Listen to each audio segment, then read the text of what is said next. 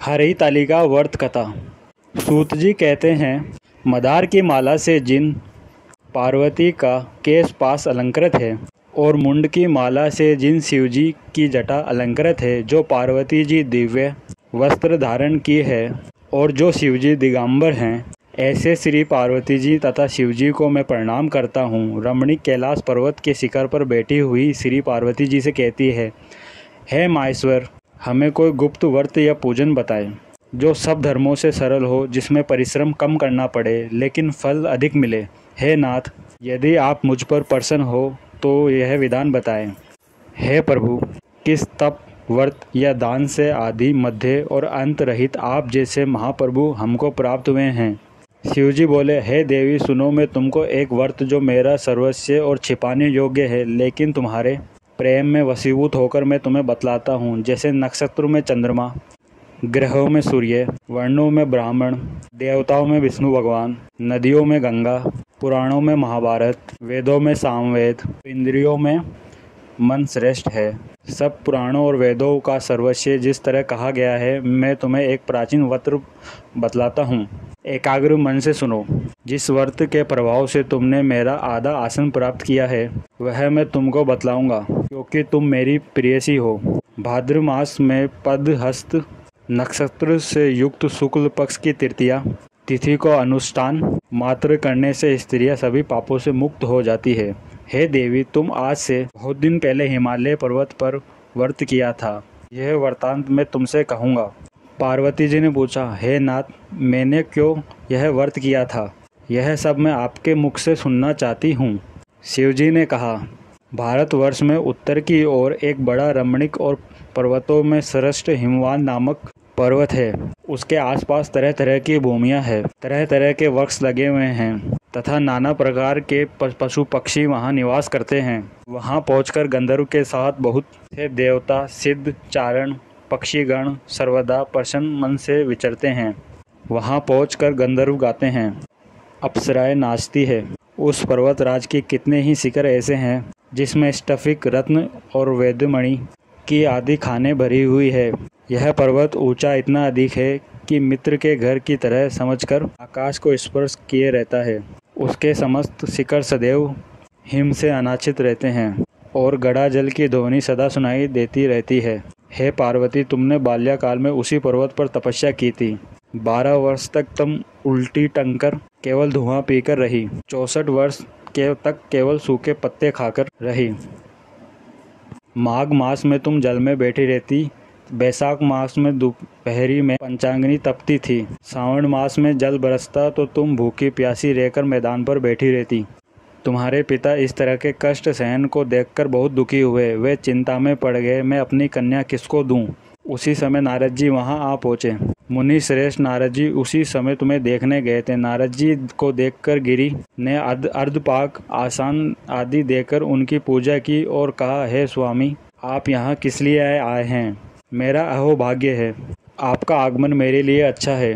नारद जी ने कहा, हे पर्वतराज, सुनो, मैं भगवान विष्णु का भेजा हुआ आपके पास आया हूँ। आपको चाहिए कि ये कन्या रत्न किसी योग्य को वर को दें। भगवान विष्णु के समान योग्य वर ब्रह्मा, इंद्र और शिव, इनमें से कोई नहीं है। इसलिए मैं यही कहूँगा कि आप अपनी कन्या को भगवान विष्णु को देवें। हिमवान ने कहा, भगवान विष्णु स्वयं मेरी कन्या ले रहे हैं और आप संदेश लेकर आए हैं, तो मैं उन्हें अपनी कन्या दूंगा। हिमवान की इतनी बात सुनकर नारद जी आकाश में विलीन हो गए।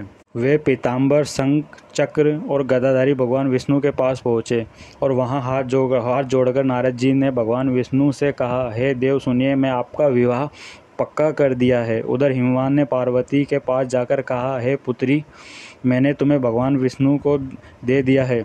तब पिता की बात सुनकर बिना उत्तर दिए वह अपनी सखी के घर चली गई तथा वहां जमीन पर पड़कर बहुत दुखी हुई एवं विलाप करने लगी। इस तरह विलाप करते हुए देख एक सखी उसके पास आ पहुंची और बोली, तुम क्यों इतना दुखी हो, इसका कारण बताओ। मैं तुम्हारी कुछ इच्छा होगी यथाशक्ति उसको पूरा करने की चेष्टा करूंगी, इससे कोई संशय नहीं है। पार्वती जी बोली, मेरी जो अभिलाषा है उसको तुम प्रेम पूर्वक सुनो। मैं एकमात्र शिवजी को अपना पति बनाना चाहती हूँ, इसमें कोई संशय नहीं है। मेरे इस विचार को पिताजी ने ठुकरा दिया है, इसलिए मैं अपना शरीर त्याग दूंगी। पार्वती जी की यह बात सुनकर सखियों ने कहा, शरीर का त्याग ना करो, चलो किसी ऐसे वन में चले जहाँ पिता को पता न लगे। ऐसी सलाह कर वह एक वन में जा पहुँचे। उधर पार्वती जी के पिताजी उन्हें घर घर खोजने लगे तथा दूतों द्वारा खबर लेने लगे कि कौन देवता किन्नर मेरी पुत्री को हर के ले गया। उन्होंने मन ही मन में कहा, मैं नारद जी के आगे प्रतिज्ञा कर चुका हूँ कि अपनी पुत्री भगवान विष्णु को दूंगा। ऐसा सोचते सोचते हिमवान मूर्छित हो गए। गिरिराज को मूर्छित देखकर सब लोगों में हाहाकार मच गया। जब होश हुआ तो सब पूछने लगे, गिरिराज आप अपनी मूर्छा का कारण बताएं। हिमवान ने कहा, आप लोग मेरे दुख का कारण सुने। ना मालूम मेरी कन्या को कौन हर कर ले गया है। ऐसा तो नहीं हुआ उसे किसी काले सांप ने काट लिया या किसी सिंह ने उसे खा लिया। हाय हाय, मेरी बेटी कहाँ गई? किसी दुष्ट ने मेरी पुत्री को मार तो नहीं दिया? ऐसा कहते हुए वह किसी वृक्ष के पत्ते के समान कांपने लगे। इसके बाद हिमवान तुम्हें वन वन खोजने लगे। वह वन भी सिंह, भालू, हिंसक जंतुओं से बड़ा भयानक हो रहा था। तुम भी अपनी सखियों के साथ उस भयानक जंगल में चलती चलती एक ऐसी जगह पहुंची जहां एक नदी बह रही थी। उसके रमणीक तट पर एक बड़ी सी कदार थी। तुमने उसी कदार पर एक आश्रम बना लिया और मेरी एक बालू कामे प्रतिमा बनाकर अपनी सखियों के साथ निहार रह कर मेरी आराधना करने लगी। जब भाद्र शुक्ल पक्ष की हस्तयुक्त तृतीया तिथि प्राप्त हुई तब तुम मेरे विधिवत पूजन किया और रात भर जागकर गीत वादनी से मुझे प्रसन्न करने में बिताया। उस व्रतराज के प्रभाव से मेरा आसन डगमगा उठा, जिससे तत्काल मैं उस स्थान पर जा पहुंचा जहां पर तुम अपनी सखियों के साथ रहती थी। वहां पहुंचकर मैंने तुमसे कहा कि मैं तुमसे प्रसन्न हूं, बोलो तुम क्या चाहती हो। तुमने कहा, मेरे देवता, यदि आप मेरे ऊपर प्रसन्न हैं तो मेरे पति बने। मैंने तथास्तु कर दिया। कैलाश पर्वत पर वापस आने पर तुमने वह प्रतिमा नदी में प्रवाहित कर दी और सखियों के साथ उस महाव्रत का प्राण किया। हिमवान भी तब तक उस वन में तुम्हें खोजते हुए आ गए थे। चारों दिशाओं में तुम्हारी खोज करते करते व्याकुल हो चुके थे, इसलिए तुम्हारे आश्रम के समीप पहुंचकर ही गिर पड़े। थोड़ी देर बाद उन्हें नदी के तट पर दो कन्याएं दिखी। देखते ही उन्होंने तुम्हें छाती से लगा लिया और बिलक बिलक कर रोने लगे। फिर तुम पूछी, क्या हुआ पिताजी? तो पिताजी ने कहा, तुम सिंह, व्याघ्र आदि जंतुओं से भरे इस जंगल में क्यों आ पहुंची? पार्वती जी ने उत्तर दिया, हे पिताजी, मैंने पहले ही अपने आप को शिवजी के हाथों सौंप दिया था। आपने मेरी बात टाल दी, इससे मैं चली गई। हिमवान ने संतावना दिया कि हे पुत्री, मैं तुम्हारी इच्छा के विरुद्ध कुछ न करूँगा।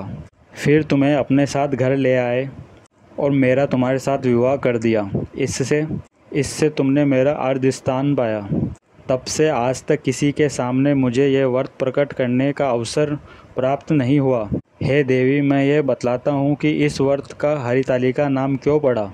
तुमको सखिया हर ले गई थी, इसलिए इसका नाम हरितालिका पड़ा। पार्वती जी ने कहा, हे प्रभु, आपने नाम तो बताया, अब विधि भी बताएं। इसका क्या पुण्य है, क्या फल है, यह व्रत कौन करे? श्री शिवजी पार्वती जी से कहते हैं, हे देवी, मैं स्त्री जाति की भलाई के लिए यह उत्तम व्रत बतलाता हूँ। जो स्त्री अपने सौभाग्य की रक्षा करना चाहती है वह यत्नपूर्वक इस व्रत को करे। पहले केले के खंभे आदि से सुशोभित एक सुंदर मंडप बनावे। उसमें रंग बिरंगे रेशमी कपड़ों से चढ़ावा लगाकर चंदन आदि सुगंधित द्रव्यों से वह मंडप लिपावे। फिर शंख, भेरी, मृदंग आदि बजाते हुए बहुत से लोग एकत्रित होकर तरह तरह के मंडलाचार कहते हुए उस मंडप में पार्वती जी तथा शिवजी की प्रतिमा को स्थापित करें। उस रोज दिन भर उपवास करें। बहुत से सुगंधित फूल, गंध और मनोहर धूप, नाना प्रकार के नैवेद्य आदि एकत्र कर मेरी पूजा करें और रात भर जागरण करें। ऊपर जो वस्तुएं गिनाई गई है उनके अतिरिक्त नारियल, सुपारी, जमीरी, नींबू, लौंग, अनार, नारंगी आदि जो फल प्राप्त हो सके उन्हें इकट्ठा कर लें और उस ऋतु जो फल फूल मिले विशेष रूप में रखें। इसके बाद धूप दीपादि से पूजन कर प्रार्थना करें, हे शिवजी, शिव रूपमणि, हे मंगले, सब अर्थों को देने वाली हे देवी, हे शिव रूपे, आपको नमस्कार है। हे सूर्योपय, आपको सदा नमस्कार है। हे ब्रह्मारोपणी, आपको नमस्कार है। हे जगदात्री, आपको नमस्कार है। हे सिए वाहिनी, संसार के भय से भयभीत मुझे दीन की रक्षा करो। इस कामना की पूर्ति करके के लिए मैंने आपकी पूजा की है। हे पार्वती, मुझे राज्य और सौभाग्य दे, मुझ पर प्रसन्न होवे। इन्हीं मंत्रों से पार्वती जी तथा शिव जी की पूजा करें। तदंतरन विधि पूर्वक कथा सुने और ब्राह्मण को वस्त्र, गौ, स्वर्ण आदि देवें। इसी तरह एकाचित होकर स्त्री पुरुष दोनों एक साथ पूजन करें। फिर वस्त्र आदि जो कुछ हो उसका संकल्प करें। हे देवी, जो स्त्री इस प्रकार पूजन करती है वह सब पापों से छूट जाती है और उसे 7 जन्म का सुख सौभाग्य प्राप्त होता है। जो स्त्री तृतीया तिथि का व्रत न करे और अन्न का भक्षण करती है तो वह 7 जन्म तक बाध्य रहती है और उसका घर और उसको बार बार विधवा होना पड़ता है। वह सदा दरिद्र, पुत्र शोक से शोककुल स्वभाव की लड़की, सदा दुख भोगने वाली होती है और उपवास न करने वाली स्त्री अंत में घोर नरक में जाती है।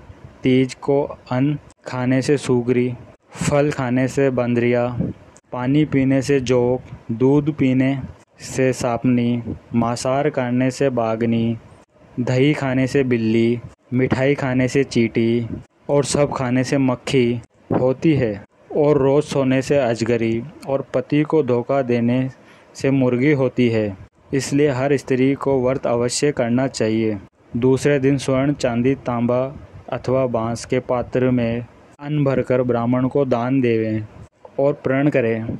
जो स्त्री इस प्रकार का व्रत करती है वह मेरे समान पति पाती है और जब वह मरने लगती है तो तुम्हारे समान उसका रूप हो जाता है। उसे सब प्रकार के सांसारिक भोग और सायुज मुक्ति मिलती है। इस हरितालिका व्रत कथा मात्र सुन लेने से प्राणी 1000 अश्वमेघ और सैकड़ों वाजपेय यज्ञ करने का फल प्राप्त होता है। हे देवी, मैंने यह व्रत सब व्रतों में उत्तम बतलाया है, जिसके करने से प्राणी सब पापों से छूट जाता है। इसमें कोई संशय नहीं है। कथा समाप्त।